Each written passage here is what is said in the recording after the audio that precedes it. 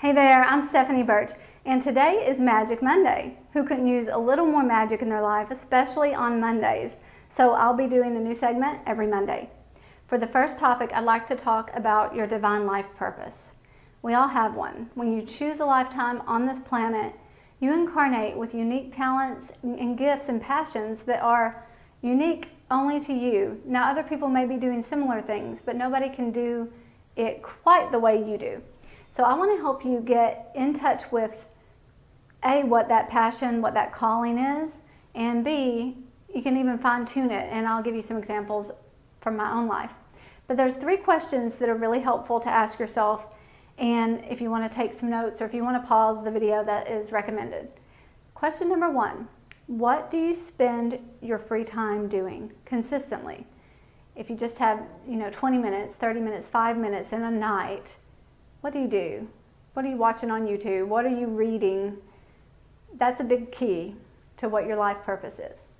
Number 2, if a genie popped out of a bottle and said that you can do anything you want to do, I will give you the money, the resources, the contacts, the connections, the opportunities. Do whatever you want, start any business you want, and it will be successful, guaranteed. What would you do?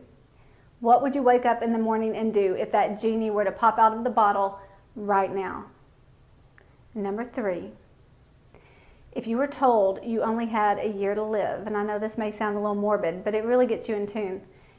If you were told you only had a year to live, left to be on this planet, and you would have health, you would have money, you would have resources, you could do whatever you wanted to do in that year, really take a moment and reflect, how would you spend that final year of your life here on this planet? And a good question to also ask yourself is, when you are done, when that year is over, what would you want people to have said about you?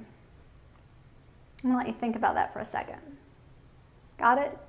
When I ask myself that question, I've always known all my free time, first of all, go back to the first, all of my free time from the time I was little, I've spent reading or watching spiritual things. Or things about healing. When I was little and you would ask me what I wanted to be when I grew up, I would say either a nun or an actress.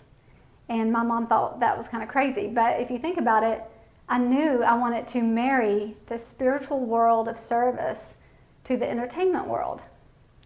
And then as I got older and I started seeing people do that, like, Oprah has her spirit channel, and Deepak Chopra, and you have Wayne Dyer, I needed to fine-tune it for myself and say, do I want to be like Wayne Dyer and help people get clear about what their intentions are, and to learn that we create our whole lives through the power of our intention?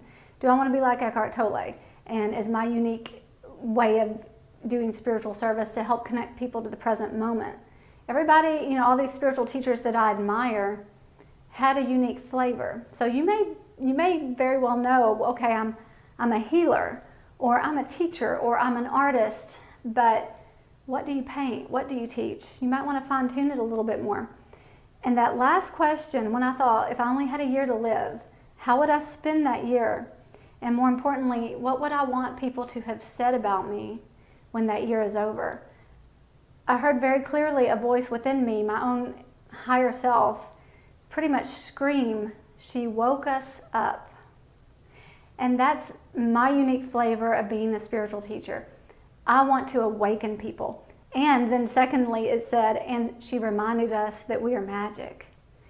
So that's what I am here to do. I'm here to wake you up and to remind you of the magic that is life, because life is such a magical journey. All of the magic is within you, so you take it anywhere you go, and any environment you walk into, magic happens. I mean, the whole world is literally freaking Disney World. And I'll be giving you some personal real life story examples of that each week on Monday. So thank you for joining me for this edition of Magic Mondays. And I hope you have a magical week. And see you next time. I was sitting in the garden by a woman in a dream, listening to the story of the earth's enlightening. She said my word.